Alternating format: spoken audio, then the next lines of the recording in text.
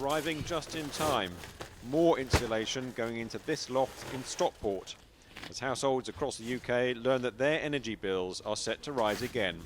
Confirmation that the cost of living crisis is not yet over. So this is basically where they did the install for the boiler. For the homeowner, Peter Pugh, there's a hope that retrofitting his home with all sorts of energy-saving devices will bring some permanent respite from fluctuating energy bills. It has made a difference. I've noticed that my bills have come down. I can leave it on all the time and I'm not having large bills either. So it's good in that respect. I'm very pleased with it. A weight off your mind? It is, yeah, absolutely. Absolutely. I think it's really good. It's been really good for me.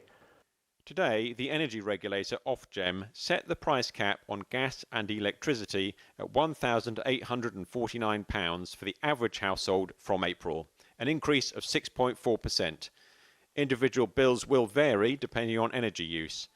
Prices are down on their 2022 peak, but before Russia's invasion of Ukraine, the price cap was under £1,200.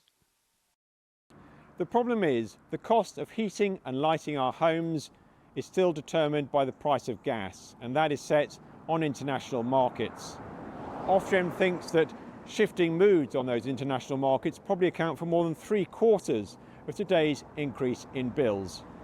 If we can't control those prices, what's the solution? Mr Pugh's house in Stockport qualifies for a government scheme which is trying to wean homes off fossil fuel. With energy companies paying for more efficient technology, bill payers are showing interest. I might be able to get some loft insulation, some cavity wall insulation, anything really to make the house warmer and reduce the bills. Reducing the bills is the main thing here really for everyone because, you know, times are tough. Nearly 12,000 homes have been kitted out by the Greater Manchester Combined Authority area.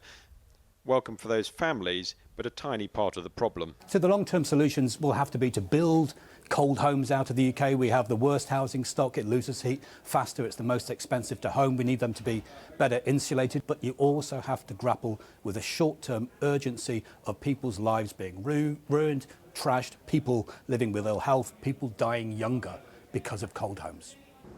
Gas prices across Europe have fallen in the last 2 weeks. If that's sustained, the price cap could edge down in the summer. But the fall has been driven by hopes of a settlement in Ukraine, and clearly that's not guaranteed. The government knows 86% of British voters rank the cost of living as the most important issue facing the country. Today, it promised more help on bills. We've seen the scale of this bill increase coming and said we're not just going to stand by, we're going to stand up for the British people. And the proposals today for an extra 2.7 million families to get the warm homes discount is a sign of our determination to act. This afternoon, the meter at Peter Pugh's home showed his energy was costing him nothing. Caught between volatile markets and our leaky housing stock, it will be a long time before all British homes will see the same.